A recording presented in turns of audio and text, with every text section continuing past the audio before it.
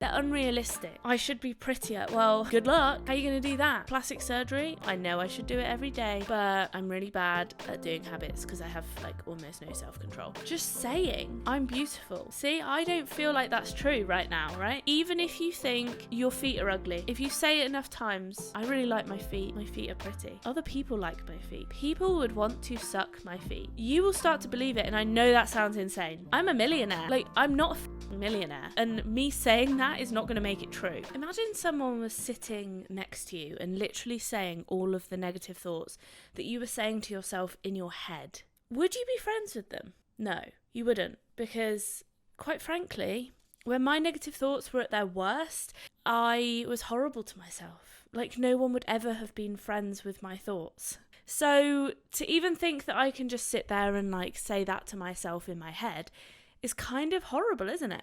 And if anybody else heard what I was saying to myself in my head to other people, if people heard me saying that to other people, I would have been reported for bullying or, I don't know, something.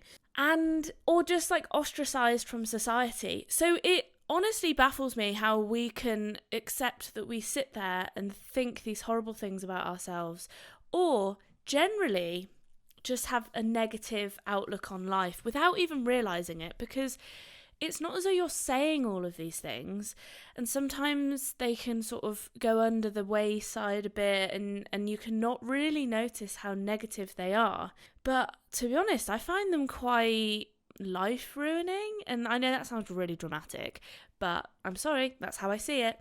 But they just bring your mood down. If someone's like constantly in your head, if you're constantly saying to yourself, you're fat, you're ugly, or if you do that, then this terrible thing will happen, then inevitably that's going to make you feel shit about everything. So today we're talking about how to stop or reduce or whatever automatic negative thoughts. We're going to talk about my history with negative thoughts and the types of negative thoughts we can get, and then we'll go through how we can reduce them. I'm also going to be doing in the future some episodes on like CBT stuff. So, because I talk about therapy a lot in my podcast, about getting therapy, having therapy, about what it sort of involves. But I want to like dedicate a whole episode to basically cognitive behavioral therapy, which is the gold standard for, which means like everybody with depression should have it, even if it's just mild.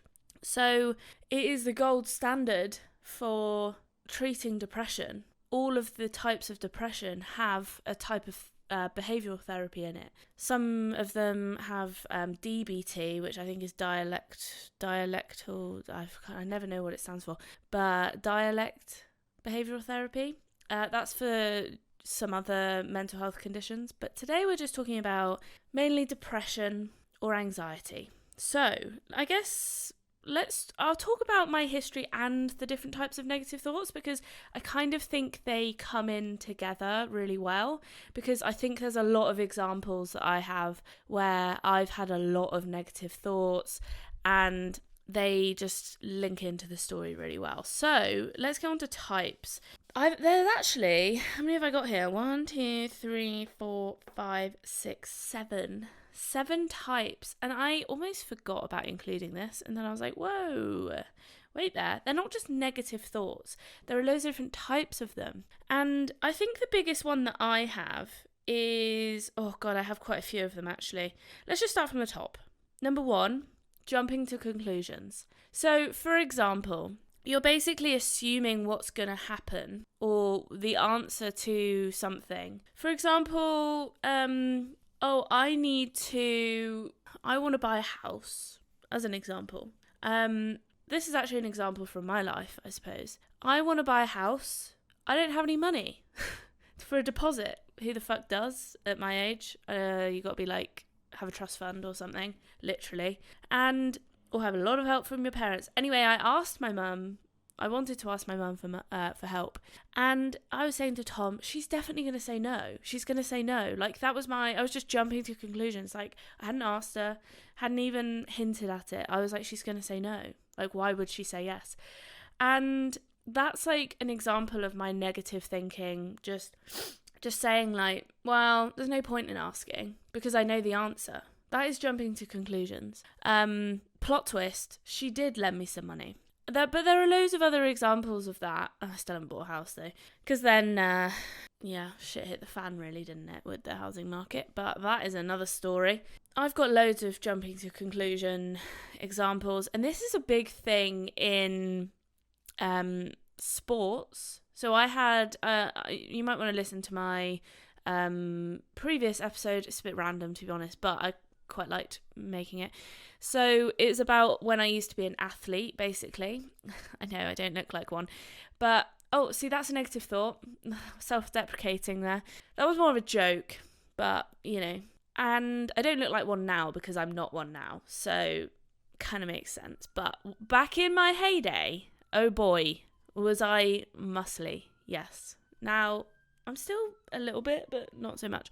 So in sports psychology, there's lots of things, but one of the things is if I went into a competition being like, I know I'm not going to win, then I'm not going to win. Like, it's not, if your head is already not in it, you've jumped to the conclusion and said, I'm not going to win, unless you're literally competing against nobody, or you are the bloody, like well above the rest or something like that, then you're probably not going to win. You need, when you watch people like Conor McGregor, or he's an MMA fighter, or any fighting sport, they have extreme levels of self-confidence.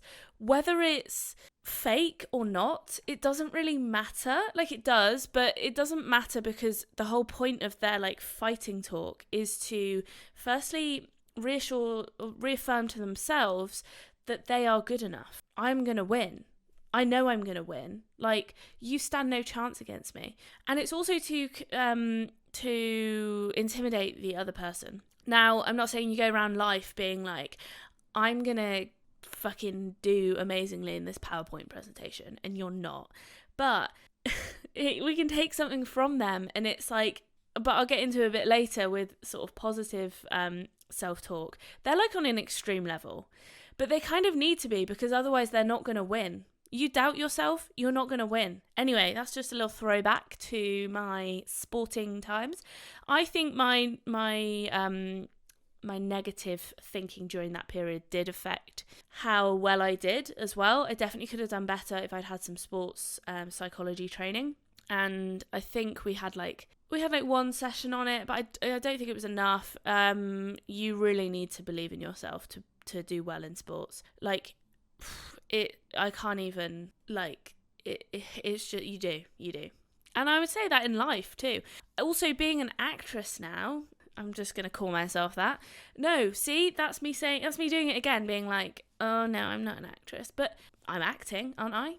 Yeah, I've been paid to act. So being I don't want to be like up myself. There's a kind of fine line between being up yourself and being self-assured, isn't there? I don't want people to think, oh, she's a fucking bitch, like, but I do act. I'm literally going to a show tonight as soon as I finish this, actually, and I've got 2 shows tomorrow, and I'm applying to lots of acting shows and rehearsals and stuff. So I am acting. In acting, it's similar. You have to believe in yourself. I feel like do you know what? Even as a doctor, you have to believe in yourself. I have a lot of things where, in creative jobs in particular, you have to believe in yourself. In high stakes jobs, you have to believe in yourself. You can't have this negative self-thinking, otherwise it will really affect your mental state, how well you perform, your confidence. And you obviously can have it, but I think it will negatively impact your self-esteem and self-confidence. And that's kind of the point of my podcast, is to help you become a better you. I don't know if that's a phrase for anything. Maybe that can be my new tagline. Help you become a better you with Burrito and you. So I have a lot of things where I need to believe that I'm the fucking best, right? Acting, doctor. Now, there might be some jobs where, I don't know, shop assistant, I don't know, where you feel like that isn't the case. But it doesn't matter. if it still doesn't affect your job. Because if you don't believe in yourself in life, you are going to have a more negative outlook on life. You're going to have a more negative outlook on yourself. So even if you're not working as a doctor or working as an actress or working or as an athlete, I think this still applies to everybody. I don't want people to think, well, I'm none of those, so I don't need to think positively. Fuck that. I'll just keep mincing along with my negative thoughts and I'll get by. It'll be all right. I'll get my pension and then I'll be dead. Well, that took a turn. I'm sorry. And so, catastrophizing. Right, we're moving on to the next one. Catastrophizing is one of my biggest ones, as well as one that's coming up. Catastrophizing is basically where you think of the worst case scenario. It's kind of similar to jumping to conclusions, but like you think of the worst case scenario. If I get on that plane, it's going to blow up. Like it will. Like it will blow up and I'll die. I'm trying to think. It is fairly similar to jumping to conclusions, but I'd say like it's more severe. Like with catastrophizing, it's like if I do this, then this will happen. This really severe life-ending event will happen. Whereas when you're jumping to conclusions, it's kind of like, well, I'm not gonna get what I want, or I'm not gonna succeed in this. So, for example, oh my god, this used to happen to me a lot. Oh my god, I said that and I'm not sure I should have said that and I'm going to lose my job as a doctor. I'm going to get called in front of the GMC and they're going to strike me off the register. This is literally what would go through my head, by the way. Like, I'm not even exaggerating. I'm going to then not have a job. I'm going to become homeless and I'm going to live on the streets. And that was what I thought when I was at my worst, I would think those things. And when I started my podcast and my YouTube channel and my blog, I was kind of like that. I was like, oh my God, I don't want to say the wrong thing. Now I'm like so much more chill about it. I don't know why, just because I'm like used to it. And also I've been doing it for like 2 or 3 years. So I'm still, I haven't been struck off yet. So I must be not doing something that incorrectly or doing something right. I don't know. So yeah, I think also you overestimate the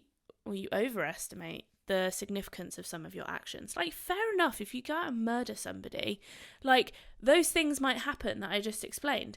But if you literally say, oh, I'd rather not go and do that PR on that patient. I don't know. I don't think I've ever said that, but not that I, like, love doing it, but digging myself a hole. But I'm trying to think of things that I would have said that would have made me go into that mental space, but they would have been something so benign and so small, like looking back on it, that I can't like think of anything that makes sense. Okay, let's say I had loads of discharge summaries to do. Talking doctor language now. I've got loads of discharge summaries to do, and someone says, "Oh, do you want to come and assist in theatre?" And I'm like, "Oh my god, I've got so much like work on the ward to do. Do you mind asking somebody else?" And that's, I don't know, the reg asks or something, and that's a reasonable request, I feel. And you can say like, oh well, if you really do need me, then I can. But if it, sometimes it's just for like, oh, do you want to come and help? Rather than like, I need you. So there's always someone that wants to go into theatre. So, but before I might have been like, oh my god, they're gonna tell the consultant that I didn't want to go into theatre, and then that whole like train of thought would ensue. So it was a pretty bad time. Next. Overgeneralization. So let's say one time I got a coffee and I spilt it on somebody's leg and it was really hot and I was like, oh my god, have I burnt you? And then every time I buy a coffee, I feel like I'm going to spill it. So I get like really bad anxiety about it. I'm like, oh, I don't want to walk near anybody. As an example, that would be overgeneralization. As in previous experiences that you've had before where something's gone wrong or something, you've had a negative experience, and you then think, well, every time I have this particular situation, that's going to happen again and I'm going to burn somebody. But obviously, like, that's probably just a one-off accident. I'm assuming no malice behind your actions here, right? All of these situations, I'm assuming that you're not trying to murder somebody, that you're not trying to hurt somebody, and that you're not trying to make someone sad or whatever.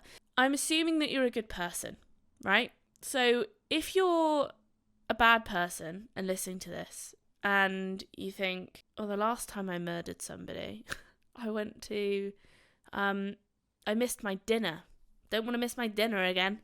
Well, no, okay? If you've murdered somebody, please stop listening and go hand yourself in. I keep talking about murder because in my last podcast, I was talking about how I was watching Making a Murderer Netflix documentary. Spoiler, by the way. If you want to watch it, skip ahead maybe like a minute or 30 seconds or something. What a fucking blue balls moment. I was like waiting, hoping that this story would wrap up. I was so obsessed with it because I wanted to know, did he get out or not? No, he fucking didn't. He's still in prison. I'm so sad about it. And now his mum's dead.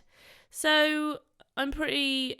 I've been reeling after the loss of that. But I'm actually kind of glad that I now don't have a Netflix documentary that I'm like desperately trying to get through because I want to find out the answer.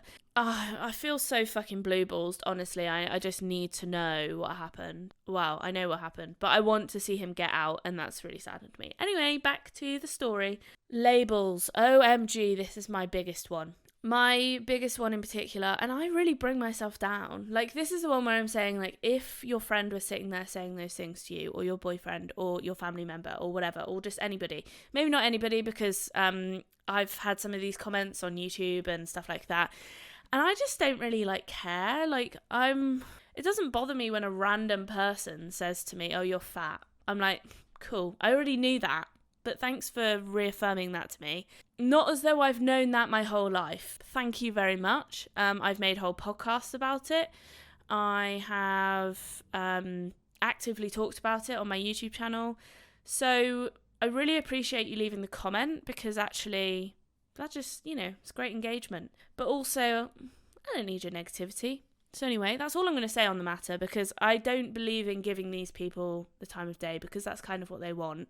But obviously, going back to it, if your boyfriend or friend or whatever was sitting next to you, let me tell you some of the thoughts that I think about myself, or have thought, not so much anymore, have thought about myself in the past. You're fat, you're ugly. You don't deserve a boyfriend. I don't know whether all of these are true. Your skin's really bad.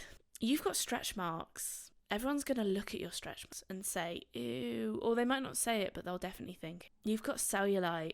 Your cellulite's really disgusting. I can't believe you would even consider wearing those clothes. Like, cover your body so no one has to see it and everyone will be happier. Maybe just don't go outside. Just sit inside so nobody has to see your fat, ugly body. So those are the kind of things that would go through my head. And they're horrible. It's like, wow, no wonder I feel shit about myself. Like, and that is what I think people think, especially when they have self-esteem issues or low self-confidence. You have these labels that you constantly repeat in your head, especially if like you're getting like dressed up or something, and then you're like looking at yourself in the mirror a lot, and it's clothes you haven't worn for a while, and maybe they're a bit tighter than they were before, or maybe they just don't look good. You're not used to seeing them, blah, blah, blah. And you start, I have like cried before I've gone out for food before because I've put on an outfit that I haven't worn for like a year. Maybe it's been tighter and it's like, oh, now I don't want to go and like, eat loads of lavish food and blah, blah, blah. So yeah, that's a hard one, but there is a way to get over it. The next one is like making should statements. I should be prettier. I should be thinner. I should be the top of my class. I should be getting A stars. I don't call them A stars anymore. I should be getting 8s. What the fuck is that? I should be having a child next year, like everyone else is, and I should be too. These are unhelpful should statements because there are should statements that are probably helpful. I should do the washing up. I should brush my hair. I should brush my teeth. I should be hygienic. Those are all helpful. But when you're making should statements about I should be like this, they're unrealistic. I should be prettier. Well, good luck. How are you going to do that? Plastic surgery? I mean, most people should or wouldn't be getting that, because it's not going to solve your problems necessarily. And also it's a lot of money. So also, you know, a lot of people, a moderate amount of people, an unsurprising amount of people think that plastic surgery is going to solve their problems. But then they, especially with nose jobs, this is a particular problem, is people get a nose job and then they're unhappy with it. You can't actually change it after that, because obviously you've gotten rid of whatever you had before. You probably could, but like, you know, then you have to put like extra stuff in, blah, blah, blah. It's never going to look the same. And your face is something you look at all the time. So the next one is emotional reasoning. You know, sometimes you're just anxious and you're like, I don't know why I feel anxious, but I feel really anxious. I don't feel good. I feel pretty shit, actually. And you then assume that because you feel anxious, that the situation must be dangerous or worrying, or you need to get out of that situation. It doesn't necessarily mean that. Just because you have an emotional reaction to it. It might be that you've smelt something that reminds you of some kind of negative thing in the past. And, you know, because smell is really linked to our memories. Like the smell place in our brain, the smell sensory, the place where we recognise smells in our brain is right next to the memory part. So that is why when you smell freshly mown grass, for example, you remember things like your childhood, or like when I smell cow manure or horse manure, or like a farm smell like hay, or, you know, I remember my childhood, and that's a really fond memory for me. I know that sounds really weird. I smell cow and horse poo and I have a really great time, but like that was what my childhood was. I grew up on a farm. I had horses. We ran around the fields pretending to be horses and jumping on trampolines and riding horses and like playing with the cows and the sheep. And do you know what I mean? So for me, it's like, it's a really nice memory.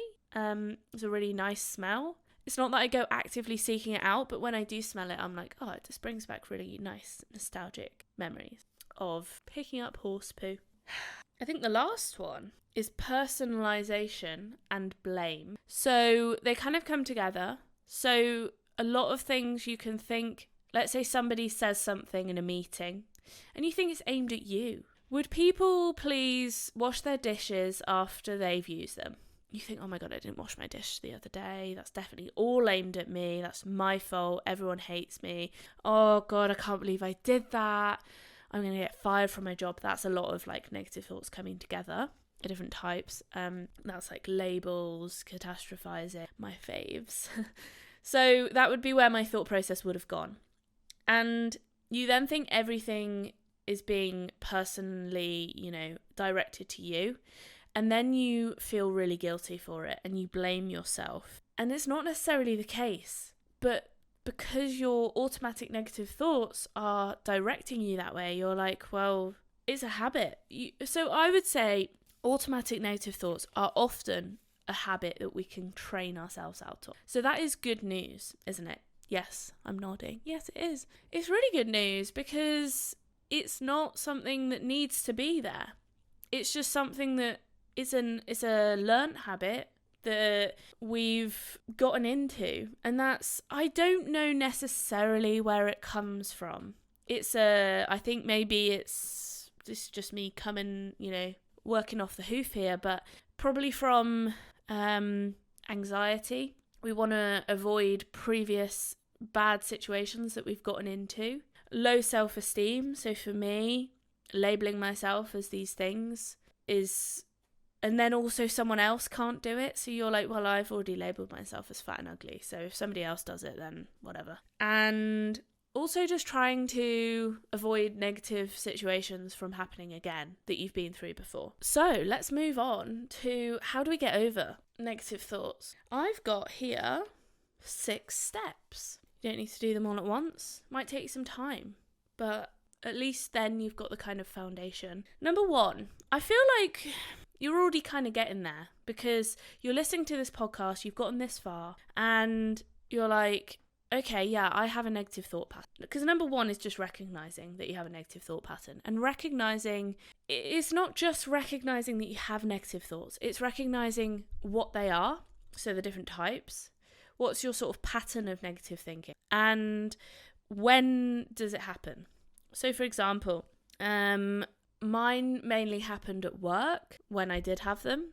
Not that I still have them now. Like, don't get me wrong, I'm not a fucking angel. But, you know, my brain isn't full of like, yay, I'm so fucking amazing. Like, I'm the best thing ever. No, I do still have like negative thoughts. I mean, you've heard some of them. That's just happened automatically. I've said them out loud. And I definitely think my podcast has helped because, number one, I talk about mental health stuff, self-improvement stuff all the time. But also I speak out loud all of my thoughts. And some people are like, Dawn, how do you monologue for an hour? I'm like, I do not know. But it's a thing that I've practiced. But that's going off topic. But it has helped because it's, you know, I just verbalize all of my thoughts. And then I sort of, you know, even in that, I was like, I noticed myself a couple of times being like, oh my God, that's my thought pattern, you know?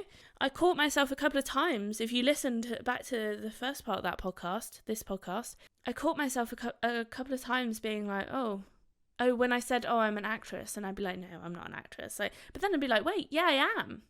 I'm acting. I'm getting paid for acting.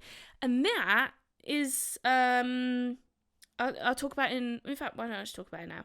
Number 2, write them down. You could speak them. I do think seeing them helps. Like, if you just speak them, sometimes they can just sort of get lost. And if you're not used to speaking your thoughts out loud like I am, then it kind of feels a bit weird. And you're like, oh, people might hear me. But if you have like a thought diary, firstly, it gets them out of your head. And then you can also see them. I think seeing them, seeing is believing.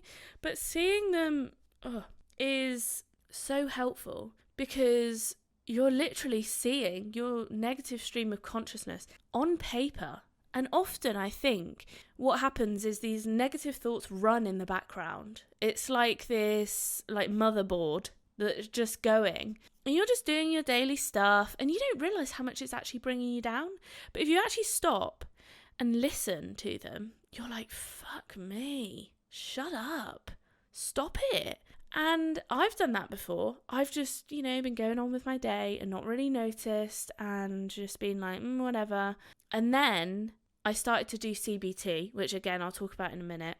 But I did CBT and I was like, shit, I'm horrible to myself. And it wasn't until then that I noticed, after I'd written down all of my negative thoughts, that how present and constant they were. So also, I used to have this thing, and I probably will do another episode on this, but I've given myself a fucking, oh my God, I'm rubbing away the skin on my elbow because I'm just gesticulating so much. Some people might just be listening on the podcast, by the way. I do actually have a video option of this on my YouTube channel, and you can see how, God, I've actually fucking given myself like table burn on my elbow. It's really sore from putting my elbow on the table. I've never had that before. I don't know what's happened. Maybe I usually wear long sleeves, or maybe I don't like throw my hand around so much. But yeah, I do have a YouTube channel. It's at Dawn Barlow if you want to go check it out on YouTube, or you can just type in Backseat Positivity on YouTube as well. Anyway, that's a quick little pluggy boy. So writing them down, it's quite nice to have just like one diary that you have in a secret place. Mine's in my actually I won't tell you, but having a secret diary that you have somewhere, and it might be like, I don't know, under your mattress or something like that, or in your knicker drawer, your in your panty drawer, in your pant drawer, and just like having it somewhere where you feel safe and no one's gonna like go and read it. The other option is to either burn safely, please, or I have a shredder, which I fucking love. I shred, like, I don't shred anything naughty. I shred like all of my bills, for example. So having a shredder is great. I love having a shredder because otherwise you got to stand there and rip it up. Having a shredder is like a fucking life-altering decision. And they're not that expensive either. I think it was like 30 quid from Amazon. So yeah, I recommend. Anyway, that's my shredder talk. But basically what I was saying is you could burn it or put it in the shredder. And then you feel like the thoughts are safe. Because sometimes when you write stuff down, you feel like you're putting it out there and then someone can just pick it up and read it. But if you get rid of it, put it in the fire, put it in a shredder, do whatever you want with it. I don't know, flush it down the toilet. Maybe don't do that, you'll block the toilet. Or just keep it somewhere secret that, nobody's going to like go digging around in. And that can make you feel better about doing it. Because I know that's been a fear of mine, is someone's going to read it. There are also worksheets that you can work through. I'm going to try and at some point bring some out because I think that they are really useful for overcoming your negative thoughts. And so yeah, just writing them down in a journal. It doesn't have to be like a specific thought diary. Sometimes the way I do it is I just write down everything I'm thinking. And it doesn't matter if at that moment in time you're not thinking anything. Just write down, I'm not thinking anything. Just literally anything. The sky is blue. The grass is green.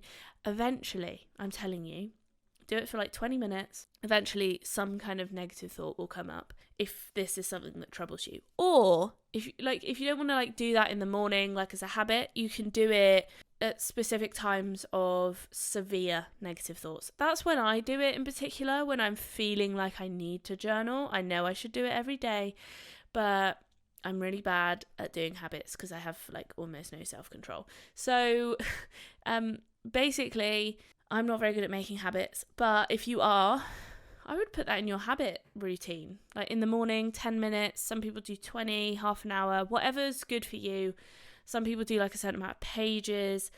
And it was really good for me in my creative journey as well, because I had like severely negative thoughts about how good I was as a creator, and it was really stopping me from making stuff. I would say some of that's still there, but it's definitely reduced. And what I did was I read this book called I've forgotten what it's called now. Oh my god. I've forgotten. I've literally forgotten. Anyway, it's got something in it called Morning Pages. I was trying to see if it was in here. It's like a creative way or something by Julia something. I can't remember. But basically, it's got in it something called Morning Pages. And for 23 pages, not 3 pages front and back, just 3 sides, you write everything you're thinking in your head. And it's like, my YouTube video isn't good enough. No one's going to watch it. No one likes it. Everyone hates my videos.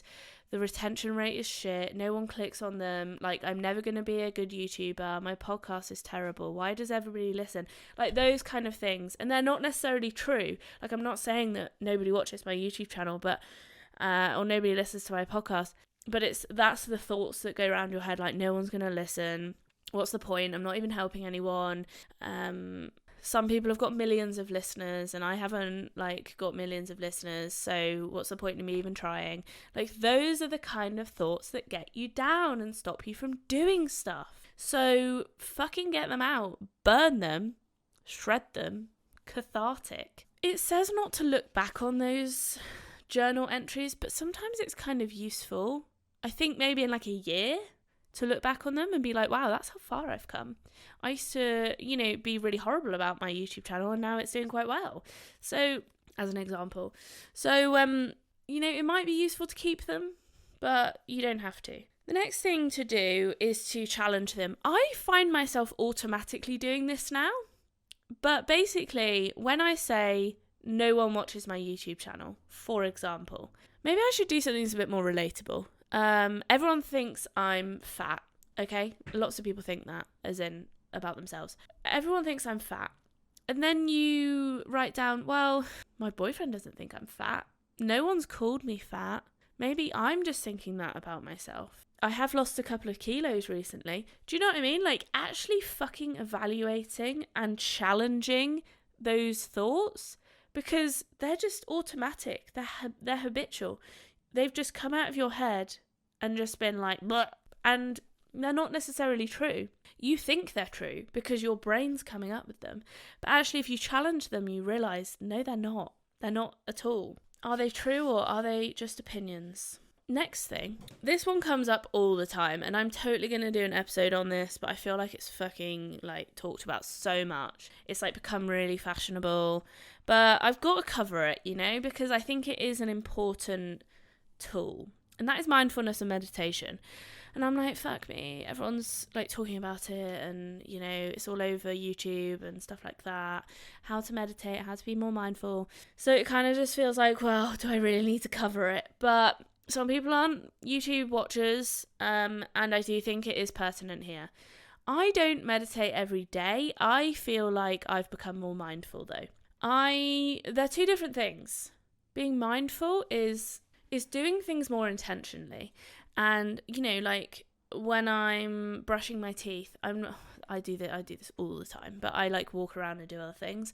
What I should do is just focus on brushing my teeth and just being in that moment. Now, meditation is actually having like a sit down episode, focusing on your breathing and trying to like calm your inner like active monologue. So I would say you can do mindful sessions as well. Like it doesn't just count as meditation because you're sitting down, but it's like meditation is to me more of like the one where you're like sitting down, breathing, focusing on your breathing, but you can also be like mindful of things going on around you or be mindful of sensations in your body, and then you can also have just a more like mindful living attitude. I think it helps you notice your automatic negative thoughts and your just thought pattern generally. Like, are your thoughts fucking racing through your head? I feel like my thought pattern since I've started meditating and doing mindfulness and things like that, and I do it when I'm like really bad, and I would say that I'm more mindful every day, and I try to practice it every day. So I'm trying not to do two things at once. I'm also just trying to chill my life out a bit more. Why am I stressing myself out? Like, I don't need to be doing stuff whilst I'm on the bus. Like, just sit and be on the bus. Just be on the bus. I don't need to be like trying to do something whilst I'm walking the dogs. Just walk the dogs. Just have a good time walking the dogs and seeing the scenery and watching your dogs enjoy themselves. And that's the problem, is sometimes we can be like, oh, I need to make phone calls, I need to do this and this and this. Well, the way that I've done that is just try to reduce how much is going on in my life. But I think meditation and mindfulness has definitely helped, and my thoughts when I started doing it were like literally like a fucking train. They were like constant. And now I can sit and there aren't any. There are things pop up, okay? Definitely. Don't get me wrong. But it's not like, oh, I need to go and take the washing out, and I need to do the bin, and oh my god, what about the money, and oh god, I haven't paid the rent and the bills, and oh my god, British Gas going to contact me, and blah, blah, blah. And do you know what I mean? Like, that is what it would be like before. The next thing, number 5, we're nearly there. Change it to positive. At first, you might think this sounds fucking stupid, right? But we have this thing in acting where, and it's a bit insane. And if anybody watched us, wow, it would be quite an interesting thing to watch. But we basically shout positive affirmations at ourselves. So before every show, we warm up our voices and our bodies and our faces and stuff like that, and our minds. And we shout positive things. Like, for example, I'm not going to shout it because I don't want to fucking kill you, but kill your ears. I am enough. And then we keep shouting that for a bit. And then everyone, I love myself. Do you know what I mean? Like, those kind of things. And most people would never shout them because they think it's not true or because they think they sound insane. Fair enough. You don't have to shout it, but it brings the energy up for acting. But even if you don't believe it, just saying, I'm beautiful. See, I don't feel like that's true right now, right? But if you say that enough, you will start to believe it. Fucking believe me, okay? I'm telling you, even if you think your feet are ugly, if you say it enough times, I really like my feet are pretty. Other people like my feet. People would want to suck my feet. You will start to believe it, and I know that sounds insane. I know it does. But I'm sorry, there is someone out there who will love my feet and who want to who will want to suck my toes. So it's true. Be more positive, and you might feel ridiculous. You might just want to write it down to start with. You might just want to think it. But eventually, I think you should try and get to the point where you say it out loud. Say it out loud. And then at some point, shout it like no one's listening. And when you can get used to that, only then can you begin to love yourself and be positive about yourself. Try it, I'm telling you. But you'll need to try it for like a couple of weeks or something. Don't just do it once and be like, didn't work. Don't believe you. Like, try it for a little bit. Pick one thing that you're going to focus on. You don't just want to be like, my life's amazing. I have so much money. Like, you don't want to say things that are like actively untrue as well. I'm a millionaire. Like, I'm not a fucking millionaire. Like, and me saying that is not going to make it true. So, you know, I am 6 foot tall. Me saying that is not going to change it. I was going to say I am an astronaut, and then I realised that if I did say that, I could become an astronaut. It's not as though I can't. I don't actually know the criteria, so maybe I can't. Like, maybe you have to be 6 foot, I don't know. But do you know what I mean? Like, it's stuff, don't just go saying, I can make pigs fly. Say stuff that it could reasonably be true. The last thing, actually, is therapy. To be honest, I've mentioned so many techniques in here that would be therapy. For example, changing it to a positive, writing them down, keeping a thought diary, challenging them. That's all like a basis of CBT. But sometimes we're so deep in that hole that me just saying it to you is not going to help. And you need help. You need someone to physically sit down and be in attendance with you to help you do that. I would say I was in that place where I needed someone to like hold my hand and get me out of there. But if you're like just trundling along, like feeling mildly negative, this could definitely help you. All the techniques I'm telling you. But sometimes we still need help, and that's okay. I think it depends on how severe things are, like I just said. But also, obviously, it is going to depend on money. If you live in the UK, then you have got the NHS, but if you're struggling already, I would apply now. It may take a few months to get a CBT therapist, because that is the state of the UK healthcare system. But that's fine. We still have access to it. Limited access, but there's still access. So get yourself on the list early. Don't wait until your mind's in the gutter and you feel shit about life. Start now, okay? That is my advice. If that's not feasibly possible ever to get a therapist, well, it's fine. Just keep doing what you're doing, listening to a podcast, working on it yourself, talking to friends, talking to family, talking to other people that have the same problems, and learning new techniques that are going to help you. Reading books that are going to help you. You are your own advocate, essentially. So it's not impossible. You just need to have the will to do it and the knowledge of how to do it. And, you're here listening to my podcast. I've got quite a lot of experience in it from my own personal experience, but also as working as a doctor. So, keep listening. Anyway, that is it, I think. I've now got to go and perform. Good times. Yesterday was the first one. It went well. So I'm feeling positive about today. I am enough. I am gonna smash the stage. Yeah! Metaphorically, not physically. Anyway, thanks so much for listening, guys. If you liked it, please give it a like or a 5-star rating if you are listening on a listening app. That would be super useful. And if you're not, if you're listening on the web, like my web page app, can you go, please, to Spotify and give it, you might need to listen to one of the episodes first, otherwise it won't let you. But can you please give it a review? Because that honestly would super help me. It would super help other people get to my content, because at the moment, Spotify doesn't really know what's going on. It needs help. It needs help determining who to show this content to. And if you give it a rating, and it will then be like, oh, people obviously like this. Do you know what I mean? And it might sound like, well, why would I do that, Dawn? Well, firstly, because we're helping each other here. But also, it's nice to help other people. Makes you feel good about yourself. As in, you're helping me, you're helping other people get to my content, but also, how's it going to benefit you? Well, if my content gets to more people, then it will start making money. And then when it starts making money, I can put more time and effort into it. Not that I don't already, but, I can get guests on, which I would struggle to do at the moment. And I think guests would really, like psychologists, psychiatrists, etc. And that would be real great. So, and that would help you more, defo. Anyway, thanks so much for listening, guys. I will see you. I do upload every Monday and Thursdays. I recognise that I've been a bit shit this week. However, not shit, but I uploaded on Tuesday and Friday. I know it's one day late. I'm so sorry.